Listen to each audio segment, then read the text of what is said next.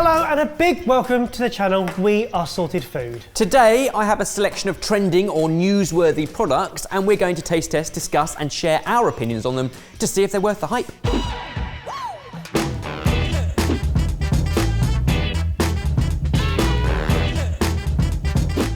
Four discussions. The first one begins under the cloche. Oh. It looks like a pepper grinder. Let's talk about grinders and their use both on the table and in the kitchen. I'm wondering what you were doing. Feels unlike you to make yourself a little coffee before we get started.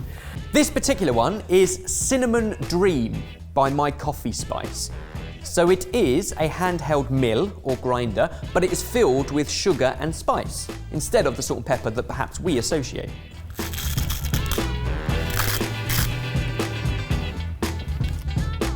I love it.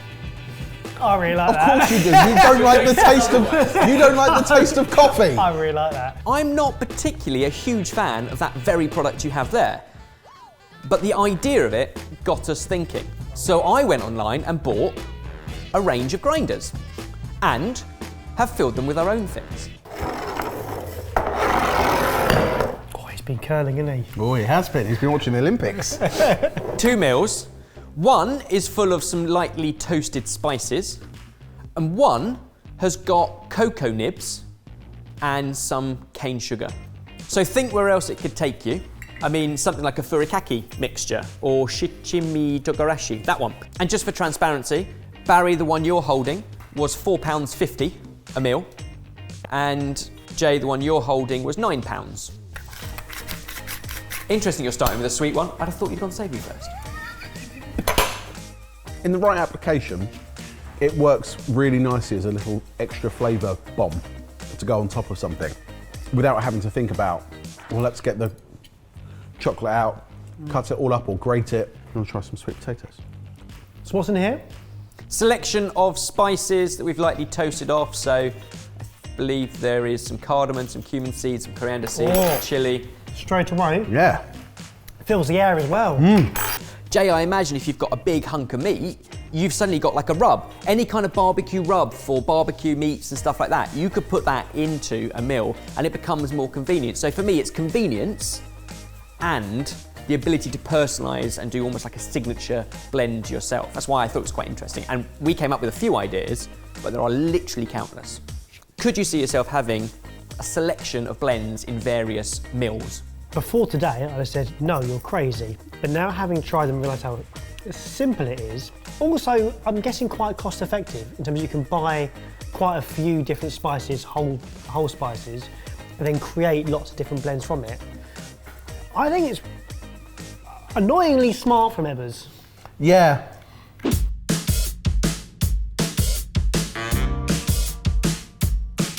Your turn to lift the cloche. Yeah, useful. Shall I? Please do. Ta-da! Okay.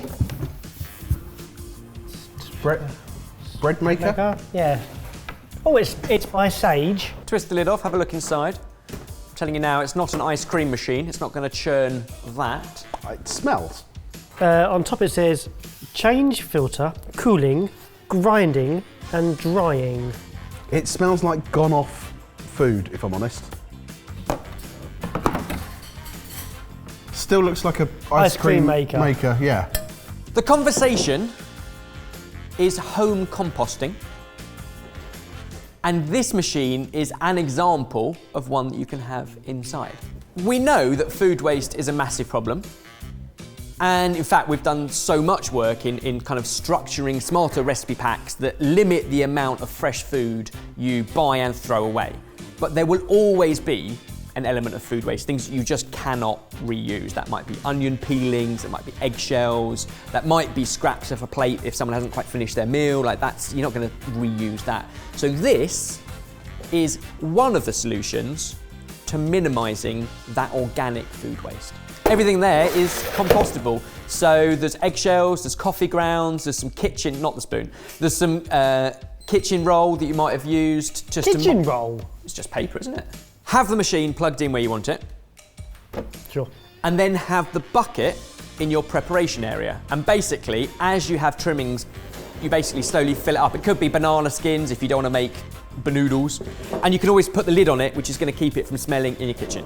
So I filled up my bucket. It's been a few days of just stuff. Now pop it in your machine. And cook it.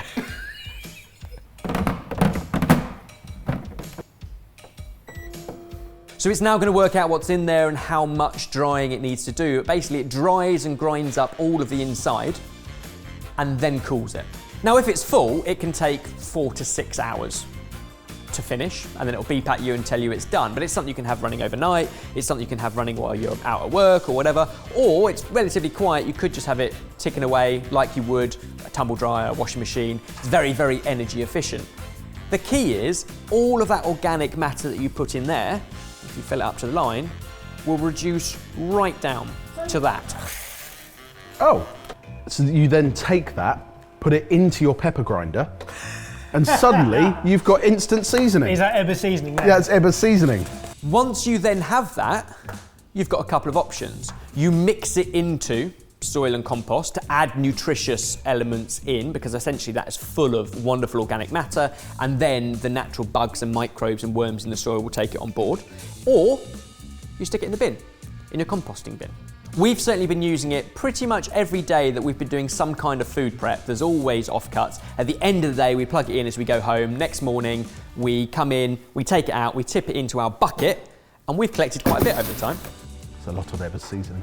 But that would have been bags and bags of food waste, which is now dry, not going to collect flies. For me, this is where the rubber starts to hit the road, because I think all of us are trying to take steps to reduce our carbon footprint and kind of like our impact on the environment. But if you're going to have to go out of your way to buy a machine that is however expensive this machine is, because that's the best way to do it, how many people have the ability to do that and have the interest to do it as well?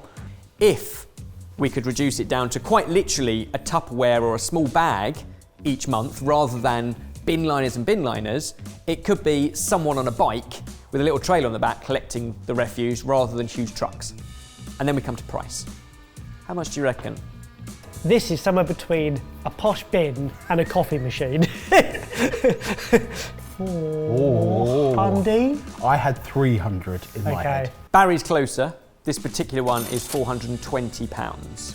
So is this composting for the sustainable win, or are you just going to carry on throwing your scraps in the bin? Oh yeah, I like that one. That's a better one. We should have started with that one. That's a little bit loaded as well, isn't it? Yeah, it is a little bit loaded. Yeah. We have to make changes. We have to do something. The answer isn't each spending £400 on a machine to fix the problem.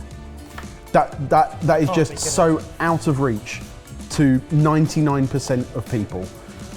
But it is helping to solve the problem. We're talking very specifically here about UK households and our refuse collection, which does change from borough to borough. But what's it like where you live? What do you do with your food scraps? Our Meal Packs app has been reborn. Meet Sidekick, your all-in-one kitchen companion, taking you through every step to crushing the week's cooking. First, choose 3 to 5 delicious meals for the week. Sidekick will then generate one shopping list, and every fresh ingredient you buy will be completely used up across all those dishes. Bye-bye food waste. The step-by-step cooking is super easy too, and you'll discover new dishes, techniques, and ingredients the more you use it. And the best thing is, this is just the beginning. We'll constantly be adding new features and smarter ways to help us all crush the week's cooking. Plus, it's free for 30 days, so you might as well try it.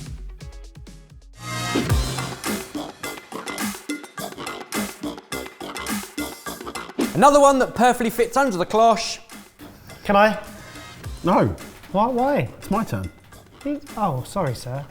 This is the highlight of our week. Breaded stuff! Fish fingers? This looks more like breaded halloumi, mozzarella sticks. Oh, okay. You're saying these aren't all fish fingers? Is the trend breading? Oh, Oh, it's a strong white fish, but it's got quite a big flavour. I've got a bounce to this as well. Haddock. You've got 2 more you haven't tried each. Oh, that one's like tuna. That is very different from the first one. I'll put you out your misery. It's alternative fish proteins. None of those are fish. Aha. So we've talked about an awful lot of plant-based meat alternatives on the channel before. We've never actually talked about the fish alternatives. No. There's 4 examples there, all bought frozen from various different retailers in the UK, and very deliberately all kind of like breaded options, but they're all slightly different. Weirdly, it has the flake. It also has the slight wet bit in between the bread and the fish. I could not tell that that's not a fish finger. You'll have to marry them up. I can't remember which is which, other than that's the one that Jay liked.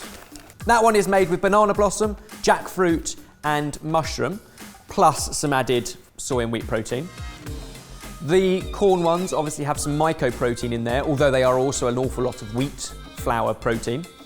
And the other 2 are focused around rice, so rice flakes and rice proteins. Obviously, to get the textures, they all have an awful lot of processing involved, and a lot of other sort of binders and flavourings and things to replicate the fish finger or the fish goujon. What do we make of them? I think as a substitute, taste-wise, very enjoyable.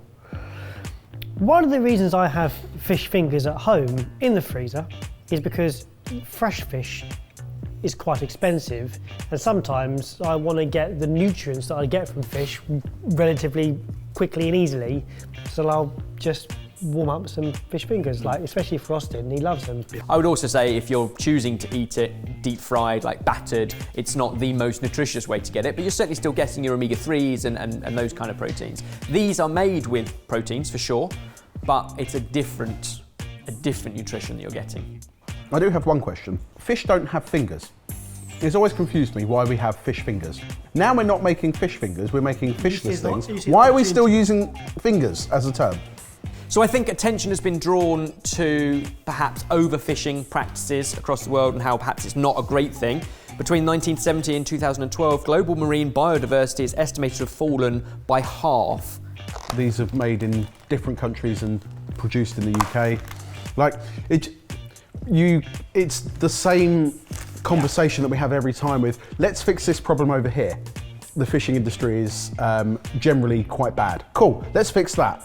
But by doing that, we're causing a load of other problems over here, or contributing to a load of other problems over here. It's really hard to win, isn't it? Price-wise, they are all a little bit more expensive than their fishy traditional alternatives, although I imagine as they scale and become bigger, that price will drop.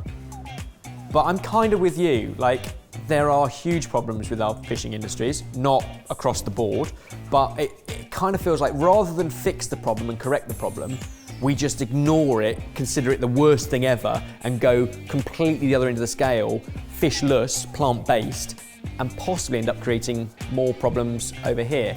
We're always talking about scratch cooking. I would rather see people buy sustainable fish that, to your point, Baz, is nutritious, is going to give you those omega-3s and those essential fatty oils that you need from our own shores, rather than buy a convenience, ultra-processed product. However, there's always the angle of convenience and nostalgia. But with these in mind, do you think they could become catch of the day, or is it all starting to smell a bit fishy? They still smell a bit fishy to me. I think I'd say if you don't eat fish, these are a fantastic alternative. But if you do eat fish, go buy yourself a fish and bread it. Right, let's bring on the last one.